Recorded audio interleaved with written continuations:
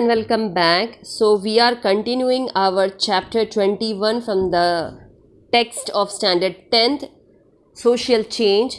The subpoints which we are going to discuss today are protecting the elderly and helpless people, यानी बुजुर्गों का ध्यान रखना और जो निराधार हैं जिनका कोई आधार नहीं उनको कैसे बचाने का काम किया जा रहा है. सेकंड, एंटी सोशल एक्टिविटीज़, ऐसी एक्टिविटीज़ जो समाज के लिए अच्छी नहीं है, जो हानिकारक क्रियाएं हैं, उनके बारे में डिस्कस करेंगे. थर्ड कम्स करप्शन यानी भ्रष्टाचार.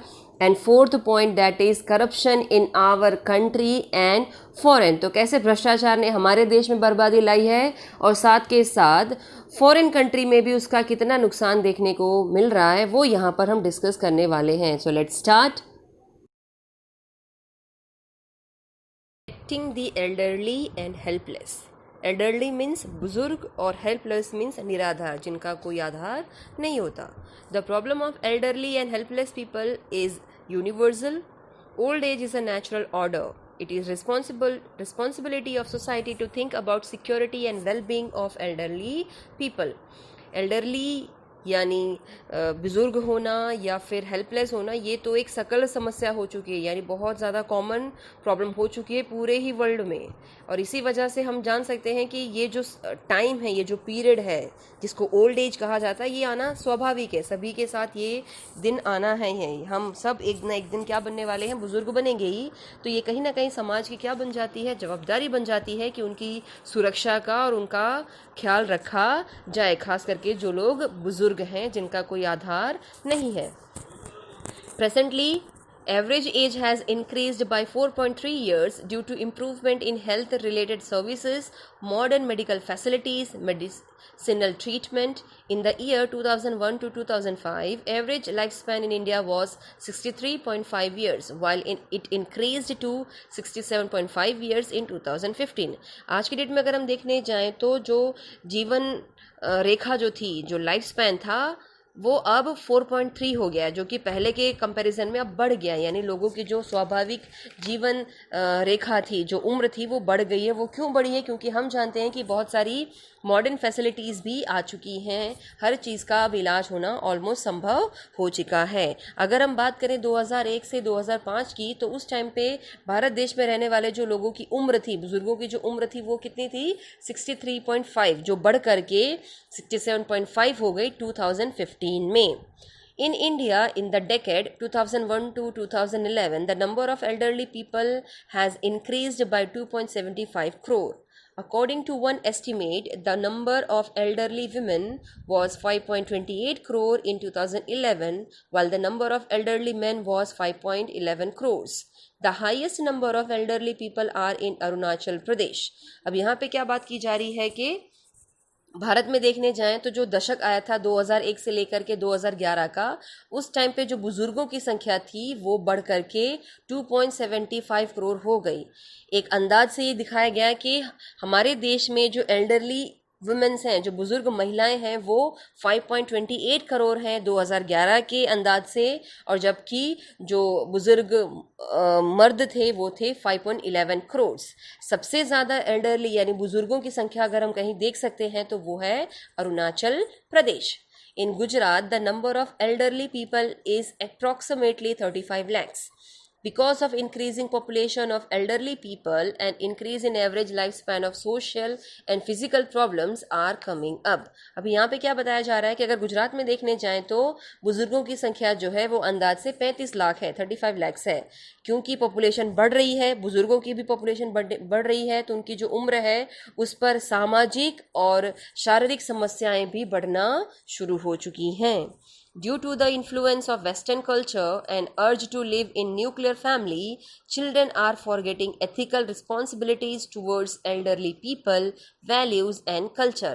क्योंकि कहीं ना कहीं जो वेस्टर्न कल्चर जो है उसका प्रभाव इतना ज़्यादा हो रहा है और लोग कहीं ना कहीं छोटे परिवार की तरफ बढ़ते जा रहे हैं. इसकी वजह से जो बच्चे हैं वो जो उनकी भौतिक या फिर जो नैतिक जिम्मेदारियां हैं उससे भी खुद को दूर करते चले जा रहे हैं. उनके पेरेंट्स ने जो उनको मूल्य सिखाए थे, जो उनकी संस्कृति में है कि हमें हमारे बुजुर्गों का, अपने से बड़ों का ध्यान रखना चाहिए, वो सब वो भूलते चले जा रहे हैं.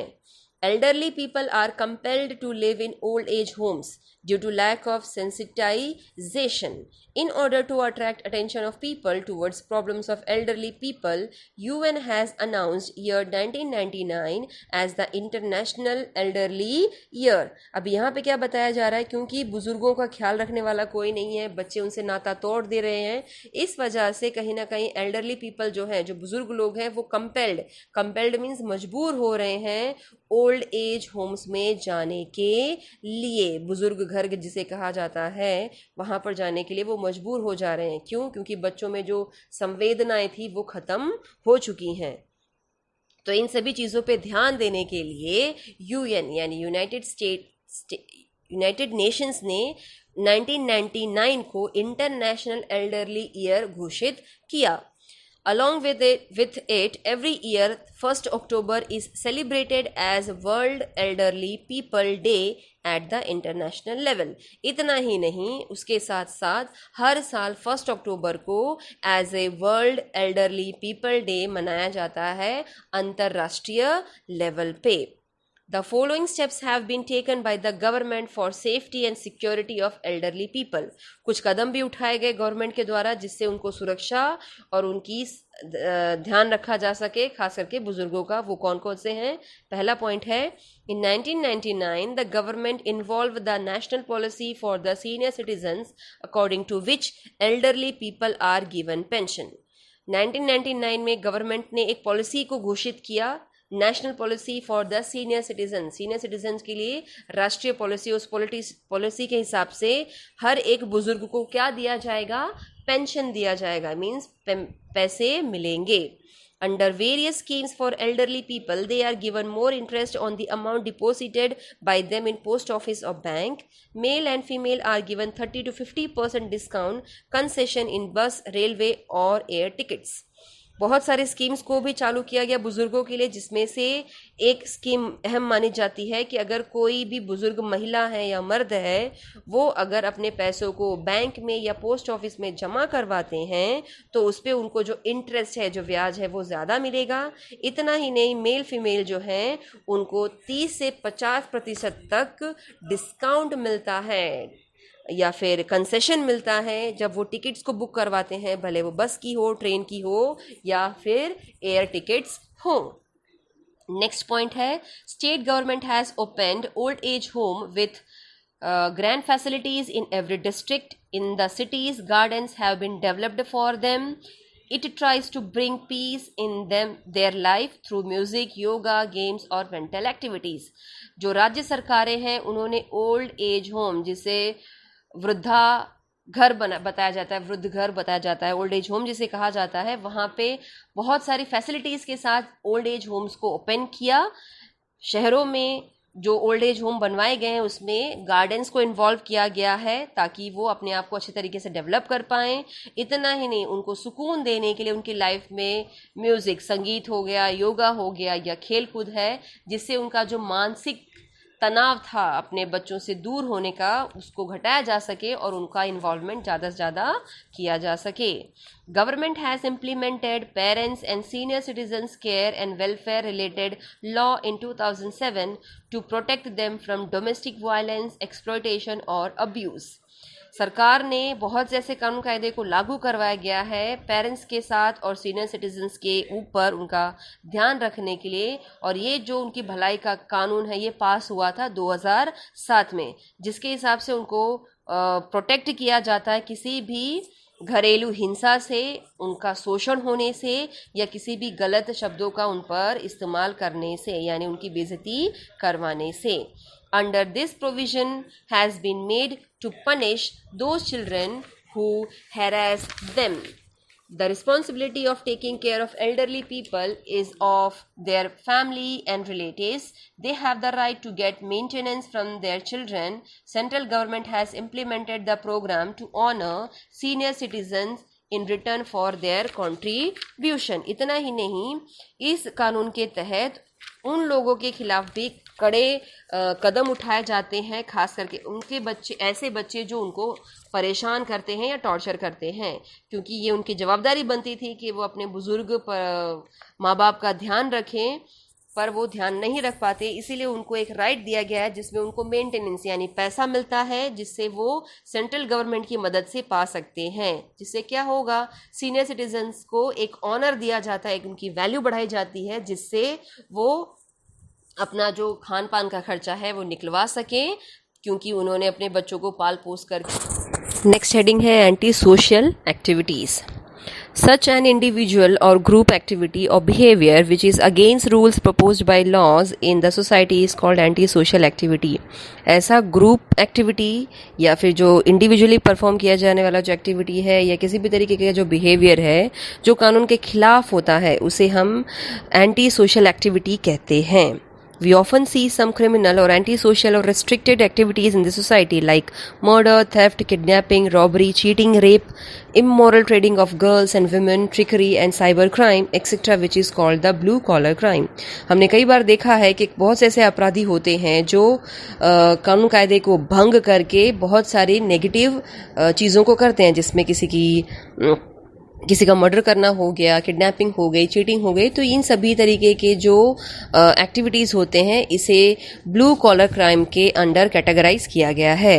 On the other side, white collar crimes are prevalent in the society like bribery, corruption, tax evasion, hoarding, adulteration, land encroachment, black marketing etcetera. दूसरी तरफ अगर वाइट कॉलर क्राइम्स के बारे में बात करें तो वो भी बहुत ज़्यादा हमारे समाज में फैला हुआ है, जिसमें ब्रीबेरी मीन्स रिश्वतखोरी, करप्शन यानी भ्रष्टाचारी, टैक्स इन्वेशन यानी टैक्स को चुराना हो गया, होर्डिंग यानी जमाखोरी, अडल्ट्रेशन यानी मिलावट, और इतना ही नहीं, ज़मीन को हड़पना और काला बाजारी जो है वो भी इस तरीके के इल्लीगल एक्शंस भी हमारे समाज में फैले हुए हैं। Corruption is a global problem. According to the definition given by World Bank, corruption means the misuse of the public position for personal benefits. Thus, corruption originates due to the misuse of status and power by the people. Corruption एक वैश्विक समस्या बन चुकी है, और उसकी definition अगर हम देखने जाएं तो वर्ल्ड बैंक के हिसाब से तो करप्शन मीन्स पब्लिक पोजीशन जो है, सार्वजनिक स्थिति जो है, उसका मिसयूज करना, गलत तरीके से इस्तेमाल करना खुद के फायदे के लिए। इसीलिए करप्शन कब पैदा होता है, जब हम अपनी सत्ता को बहुत अच्छे से दिखाने के लिए, अपनी पावर को लोगों पर डालने के लिए जब हम किसी भी चीज़ का मिसयूज करते हैं तो उसे हम करप्शन कहेंगे। Corruption is prevalent in some of the public and private sectors of Indian society. People involved in corruption, the giver and the taker, both are guilty and worthy to be punished. Corruption हर जगह फैला हुआ है, हम जानते ही हैं, भले वो निजी क्षेत्र में देखने जाएं या सार्वजनिक क्षेत्र में देखने जाएं, हमारे भारतीय समाज में हर जगह आपको करप्शन देखने को मिलेगा ही। और करप्शन किन चीज़ों को इन्वॉल्व करता है? दोनों को, जो करप्शन करवाता है या जो करप्शन फैलाता है, जिसमें गिवर एंड टेकर दोनों का इन्वॉल्वमेंट होता है, और वो दोनों ही दोषी पाए जाते हैं और दोनों को पनिशमेंट मिलनी चाहिए। नेक्स्ट हेडिंग है corruption in our country and foreign country.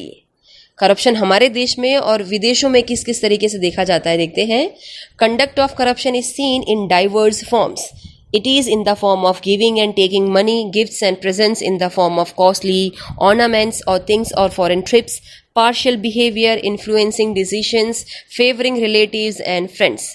तो करप्शन को फैलाने का जो तरीका है वो काफ़ी अलग अलग तरीके से देखा जाता है, जिसमें पहला बताया जा रहा है कि किसी भी चीज़ को देना या लेना, जिसमें पैसा आ गया, महंगे महंगे गिफ्ट्स हो गए, प्रेजेंट्स हो गए, महंगी महंगी ज्वेलरी हो गई, फॉरेन की ट्रिप आ गई, या किसी को एक तरफा फेवर देना, या किसी की बात में आकर के अपने फैसले को बदल देना, अपने रिलेटिव्स अगर अपने साथ काम करते हैं तो उनको ज़्यादा फ़ायदा करवाना या उनके गलत डिसीजंस को भी फॉलो करवाना, तो ये सब करप्शन के अंडर कैटेगराइज किया गया है।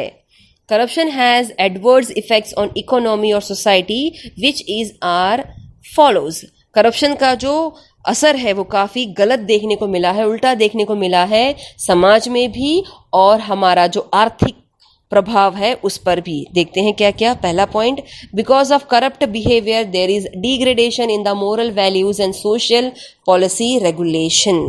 क्योंकि करप्शन हर जगह फैल रहा है, करप्टेड बिहेवियर्स जो होते हैं उसमें कहीं ना कहीं करप्शन की वजह से लोगों के जो मोरल वैल्यूज़ हैं उसमें बहुत ज़्यादा घटाव देखने को मिला है, और सामाजिक नैतिककरण जो है उसमें भी काफ़ी ज़्यादा बदलाव देखने को मिल रहा है।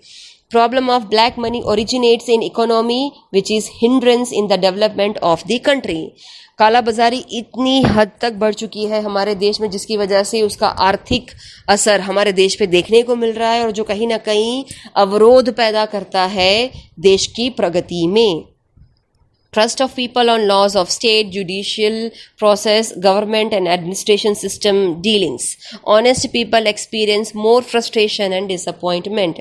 लोगों का जो विश्वास है कानून पर, भले वो राज्य का हो या जो न्यायतंत्र हो गया या सरकार हो गई या उनको चलाने वाले जो भी लोग हैं उस पर से उनका विश्वास टूटता हुआ नजर आना शुरू हो गया. इतना ही नहीं, जो लोग ऑनेस्टली अपना काम करते हैं वो ज़्यादातर निराश हो जाते हैं या मायूस हो जाते हैं करप्शन के बढ़ावे की वजह से.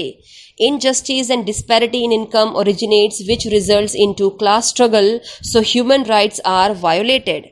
कहीं ना कहीं अन्याय की भावना जो है या फिर असमानता जो देखने को मिलती है पैसे की कमाई में, वो भी कहीं ना कहीं पैदा करती है संघर्षों को, वो भी दो क्लासेस के बीच में. अमीर को तो कोई खास फर्क पड़ता नहीं, लेकिन गरीब और मध्य वर्गीय जो परिवार है उनका जो संघर्ष है छोटी छोटी चीज़ों को पाने में वो बढ़ता चला जाता है. इसी वजह से जो मानवाधिकार है वो भी भंग होता हुआ नजर आता है. Due to corruption, morality and national character are at risk. Fall of the level of economic system is there. क्योंकि ना कहीं भ्रष्टाचार फैलने की वजह से जो नैतिकता है या राष्ट्रीय चरित्र जो है वो खतरे में आ गया है. इतना ही नहीं, उसका असर सीधा सीधा हमारी जो आर्थिक तंत्र है उस पर भी देखने को मिल रहा है. Thanks for watching. Please like and subscribe my channel. Thank you.